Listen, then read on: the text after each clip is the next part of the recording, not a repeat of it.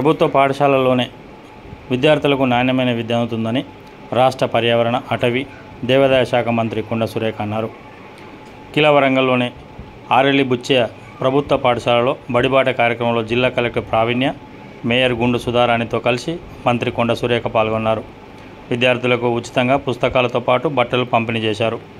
రాష్ట్ర ముఖ్యమంత్రి రేవంత్ రెడ్డి ప్రభుత్వ పాఠశాలలను ఉన్నతంగా తీర్చిదిద్దేందుకు చర్యలు తీసుకుంటున్నారని, ఇప్పటికీ అనేక ప్రభుత్వ పాఠశాలలో నెలకొన్న సమస్యలు పరిష్కరించామని, విద్యార్థులకు ఉన్నతమైన విద్య అందిస్తే రాష్ట్రమే కాదు దేశ విదేశాల్లో ఉత్తమమైన ప్రతిభ కనబరిచే అవకాశం ఉంటుందని, విద్యార్థులకు విద్యతో పాటు పౌష్టికాహారం అందించేందుకు కాంగ్రెస్ ప్రభుత్వం ప్రత్యేక చర్యలు తీసుకుంటుందని, ప్రభుత్వ పాఠశాలలో పేద విద్యార్థులకు అన్ని వసతులతో పాటు కూడిన విద్యను అందించడమే కాంగ్రెస్ ప్రభుత్వ లక్ష్యమని అన్నారు.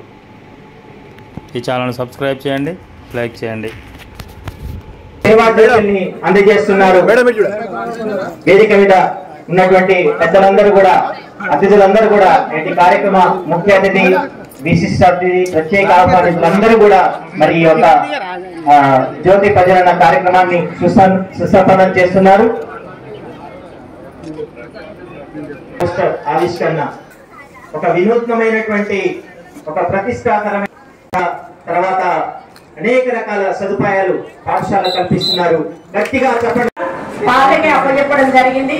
కాబట్టి ఇక ముందు ఏది చేసినా కూడా మహిళా సంఘాలకే అప్పచెప్తే వాళ్ళు బాధ్యతాయుతంగా రెస్పాన్సిబిలిటీ తోటి నాణ్యమైనటువంటి విద్య అంటే పనులు కానీ ఏదైనా కూడా వాళ్ళ నాణ్యతతో కూడిన వాటితో ముందుకెళ్తారనేటువంటి ఒక లక్ష్యంతో మహిళా సంఘాలకి బాధ్యత ఈ ప్రభుత్వం అప్పచెప్పబోతా ఉంది.